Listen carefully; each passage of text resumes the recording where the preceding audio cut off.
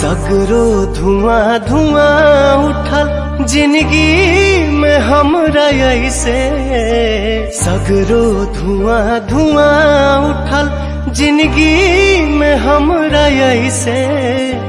जान बिन बेजान भैनी जी ही बोल कैसे, तू बतावना समझावना, तू बतावना समझावना।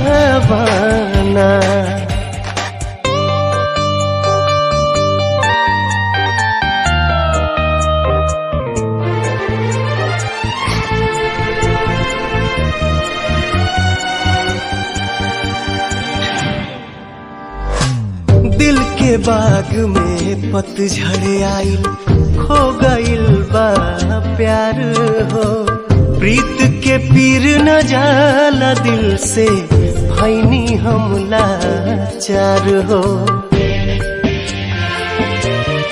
हाँ, दिल के बाग में पतझड़ आइल, खो गइल बा प्यार हो।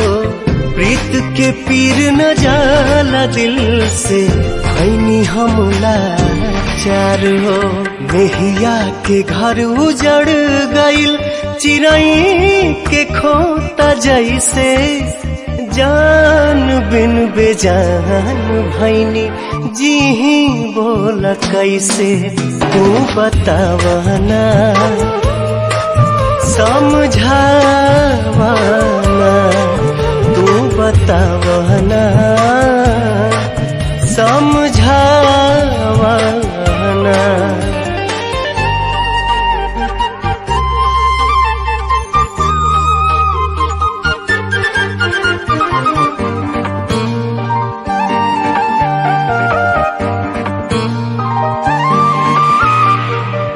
अखिया के तारोक ले अब दिल न लेकिन मानी हो।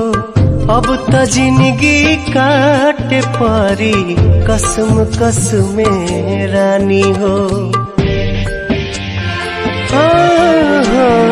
अखिया के तारोक ले अब दिल न लेकिन मानी हो।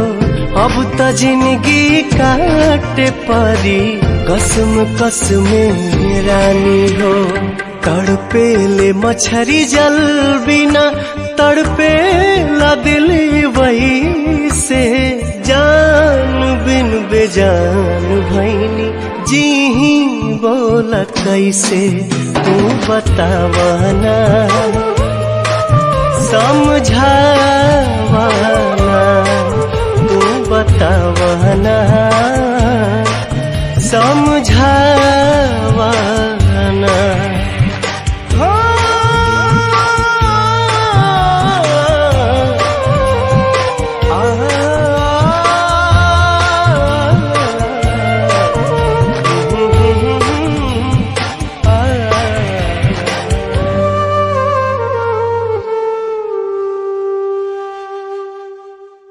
दोस्तों, तो हम लोग का गाना सुन रहे, आप लोग तो सुने ही गाना है सगरो धुआं धुआं उठल जिंदगी में हमरा ऐसे।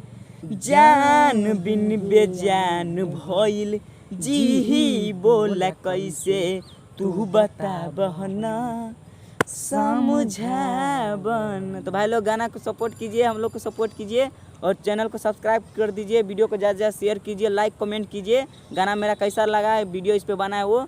फिर मिलेंगे नेक्स्ट वीडियो में, तब तक के लिए बाय।